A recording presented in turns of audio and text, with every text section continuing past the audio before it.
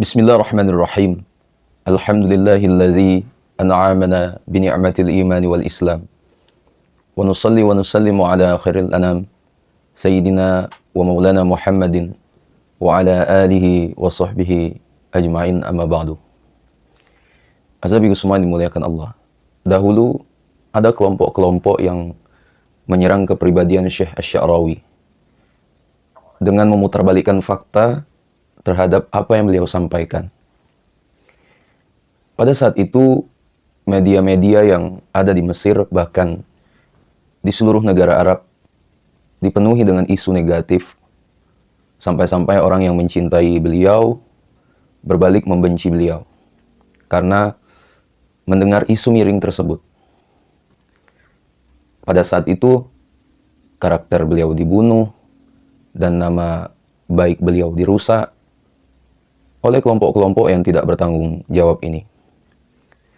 Beberapa lama kemudian dikisahkan, yaitu Habib Ali Al-Jufri datang ke Mesir untuk berkunjung ke kediaman beliau di daerah Husain. Lalu Habib Ali bertanya pada beliau, "Ya Sayyidi, tatkala perkataan Anda diputarbalikkan dan kepribadian Anda dicoreng di depan khalayak ramai, kenapa Sayyidi tidak mengklarifikasi dan menjelaskan apa yang terjadi sebenarnya?" Lalu beliau terdiam dan mulai berkata, "Akan saya jelaskan mengapa. Saya tidak mengklarifikasinya. Jadikanlah apa yang saya sampaikan ini sebagai manhaj, metode dalam hidupmu."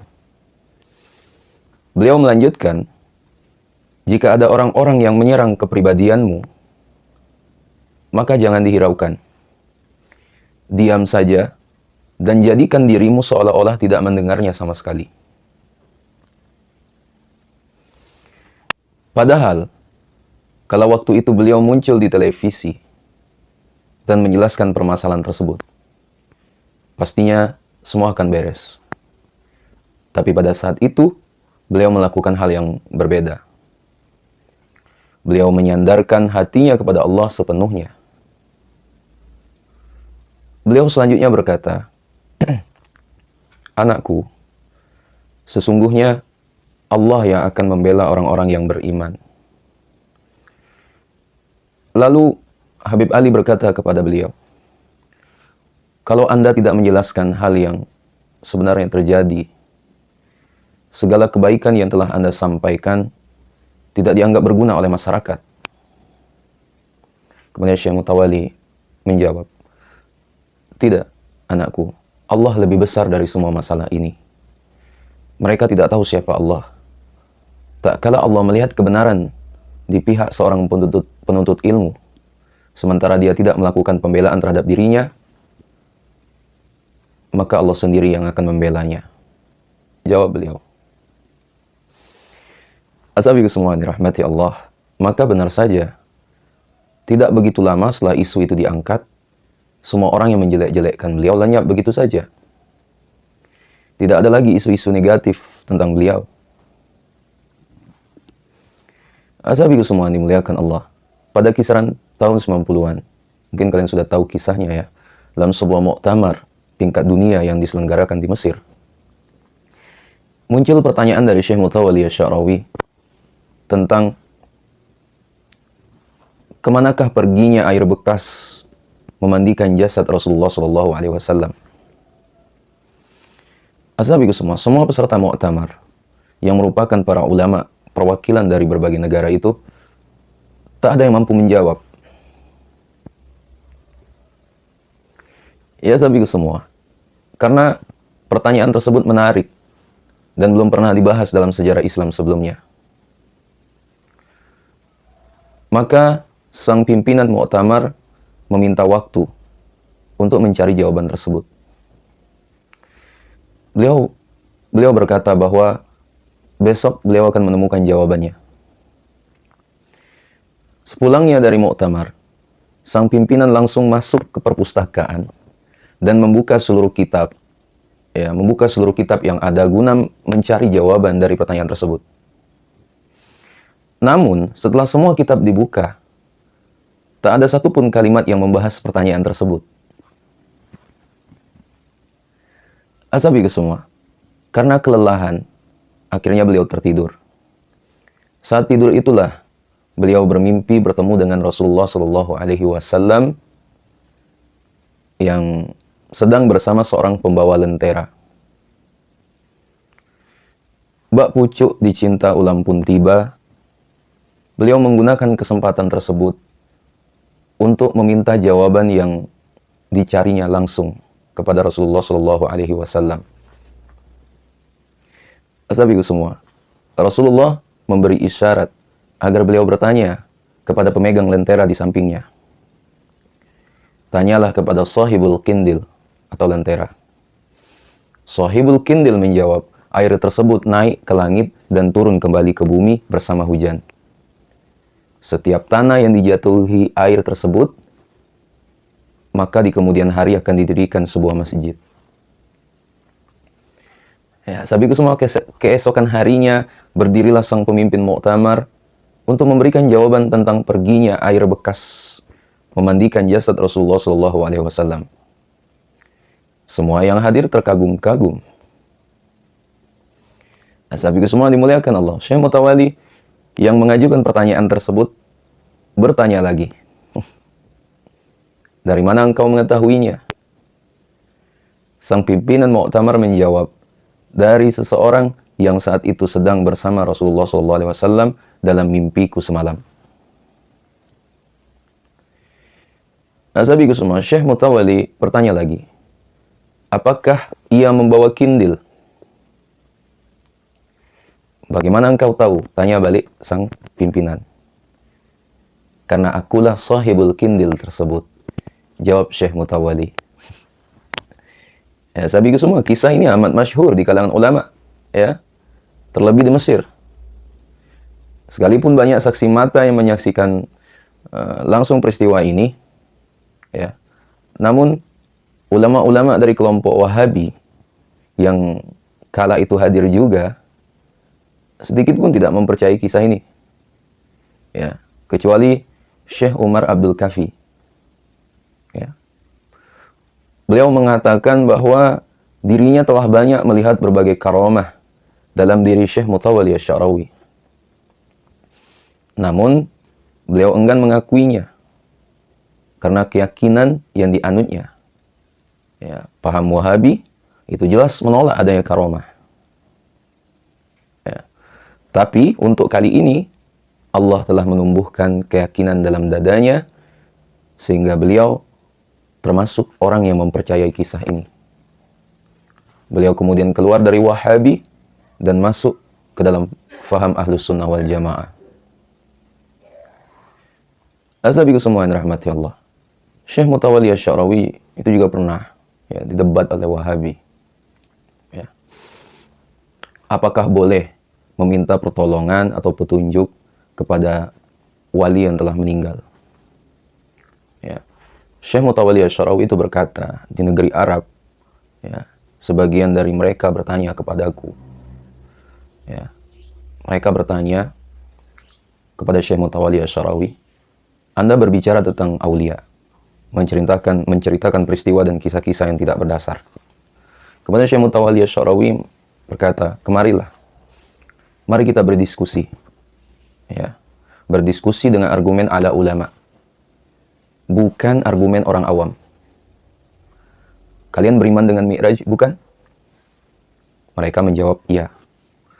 Kemudian Syekh Asy-Sya'rawi berkata lagi, apakah kalian mengimani bahwa Nabi Muhammad SAW naik dan berjumpa dengan Nabi Musa alaihissalam ketika malam Mi'raj? Mereka menjawab, iya. Kemudian Syekh Mutawali Asy-Sya'rawi berkata lagi, beliau berbicara dengan Nabi Musa alaihissalam? Mereka menjawab, iya. Kemudian berkata lagi Syekh Mutawali, baiklah, Musa alaihissalam itu telah wafat, sehingga mengikuti ketentuan hukum-hukum orang yang telah meninggal. Sementara Sayyidina Muhammad SAW itu masih hidup, sehingga mengikuti ketentuan hukum-hukum orang yang hidup. Sungguh, orang yang telah wafat dengan segala ketentuan hukum, ya, orang meninggal bertemu dengan orang yang hidup ya, dengan ketentuan orang hidup dan mereka beramal dengan satu amalan, salat bersama. Orang yang telah meninggal beramal untuk orang yang masih hidup dengan sebuah amalan. Ya, Nabi Musa alaihissalam menyuruh Nabi Muhammad SAW kembali kepada Rabb-Nya untuk meringankan salat, sehingga beliau SAW bolak-balik sampai menjadi 5 salat setelah sebelumnya berjumlah 50 salat. Siapa yang melakukan hal itu? Yang melakukannya adalah Sayyidina Musa alaihissalam. Padahal beliau sudah wafat, meninggal. Ya. Sehingga mengikuti ketentuan hukum-hukum orang yang telah meninggal. Jika demikian, maka orang yang telah meninggal bisa beramal, melakukan suatu pekerjaan untuk orang lain yang bisa bermanfaat untuk orang lain tersebut. Beramal untuk orang lain, bukan untuk dirinya sendiri. Ya, karena orang yang telah meninggal tidak bisa beramal untuk dirinya sendiri, karena terputus. Ya, sahabat semua yang dimuliakan Allah. Ketika Syekh Mutawalli Asy-Sya'rawi juga diteriaki bid'ah sebab mencium makam Rasulullah SAW. Ya. Kisah ini merupakan realita yang dialami oleh Syekh Mutawalli Asy-Sya'rawi, yaitu ketika beliau berdiri di depan makam Rasulullah SAW dan beliau mencium makam tersebut. Pada saat bersamaan, ya, ada seorang pejalan kaki melihatnya. Dan awalnya ia tidak tahu siapa beliau, karena ia melihat dari belakang. Orang ini berteriak dengan suara tinggi, "Yang kamu lakukan itu bid'ah." Sahabatku semua, Syekh Sya'rawi kemudian menoleh ke sumber suara. Lalu pria itu datang dan mencium kepala Syekh Sya'rawi, ya, serta meminta maaf kepadanya setelah mengetahui bahwa ia adalah Syekh Mutawalli Asy-Sya'rawi. Sahabatku semua, kemudian Syekh Sya'rawi bertanya, "Mengapa kamu menciumku?" Pria itu menjawab, "Sebagai permintaan maafku kepadamu, sebab ketergesaanku, maka aku mencium kepalamu." Syekh Sya'rawi berkata, "Engkau mencium imamahku, bukan kepalaku." Pria itu menjawab, "Na'am, tapi tujuanku adalah mencium kepalamu, bukannya imamah." Ya, sahabatku semua, maka kemudian Syekh Mutawalli Asy-Sya'rawi ya, menjawab dengan sebuah argumen yang luar biasa, itu dengan berkata, ya, "Aku juga demikian. Aku mencium kuburan Nabi, tapi tujuanku adalah mencium Rasulullah SAW, bukannya kuburan tersebut." Ya, sahabatku semua, maka kemudian pria itu tidak mampu menjawab lagi.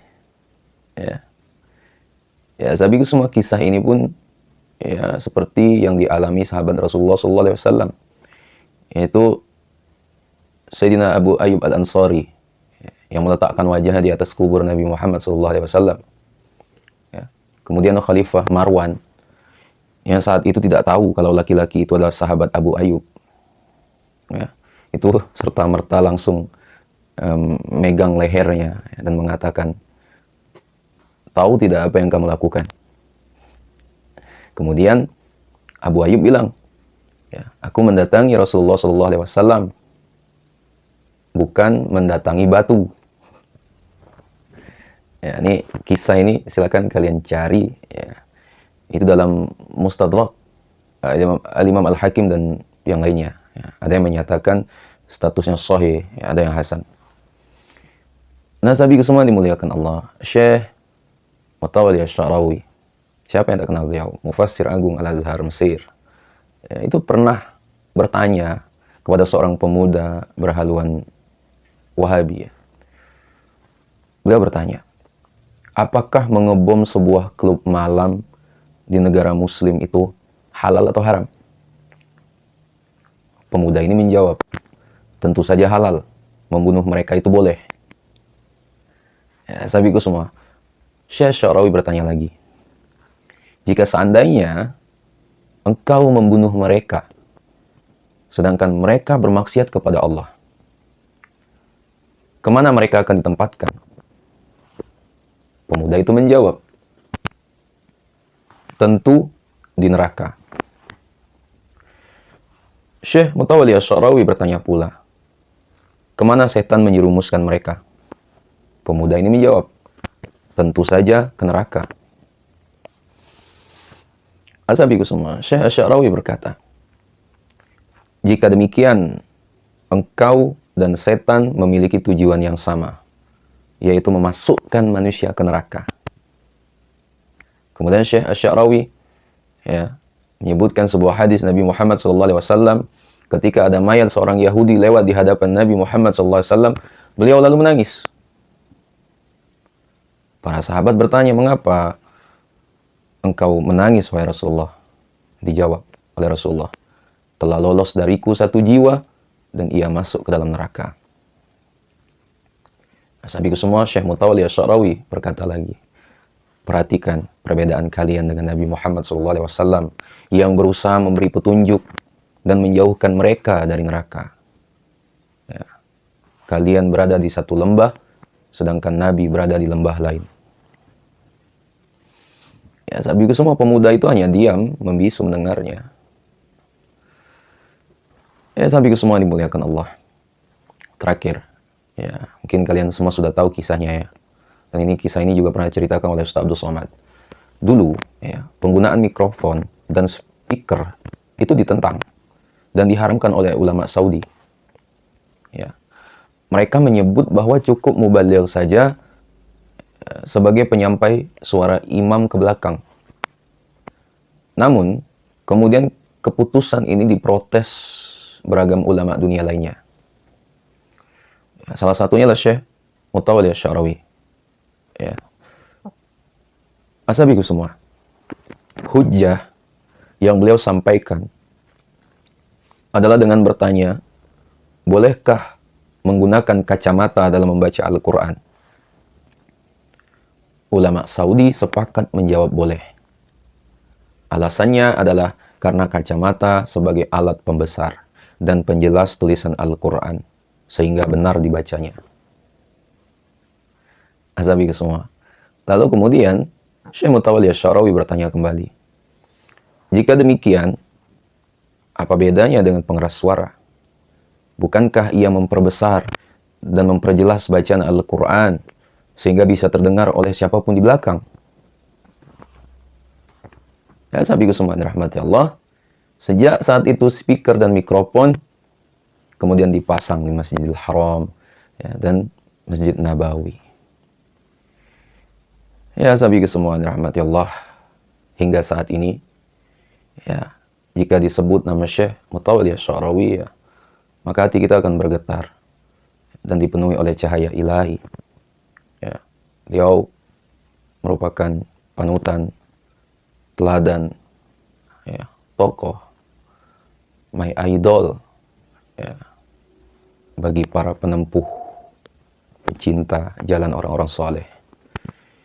Ya, walau bagaimanapun ada yang memfitnah beliau, menghujat beliau, ya, memutarbalikkan fakta tentang beliau, ya, nama beliau dijatuhkan, dijelek-jelekkan, ya, tapi sikap beliau seperti apa? Ya, beliau mengatakan orang beriman itu, ya, apalagi orang-orang yang berada di jalan menuntut ilmu, ya, itu Allah sendiri yang membelanya. Ya, ya, sahabatku semua dirahmati Allah Subhanahu wa Ta'ala. Jadi semoga apa yang kami sampaikan ini bisa jadi jalan penerang untuk kita semua, ya, dan juga menambah kecintaan kita kepada orang-orang soleh. Ya, mungkin itu dapat kami sampaikan. Sekiranya video bermanfaat, jangan lupa share pada orang kita cintai, dan juga jangan lupa share ke akun media sosial kalian yang lainnya, ya, agar jauh lebih bermanfaat lagi. Wallahu a'lam. Assalamualaikum warahmatullahi wabarakatuh.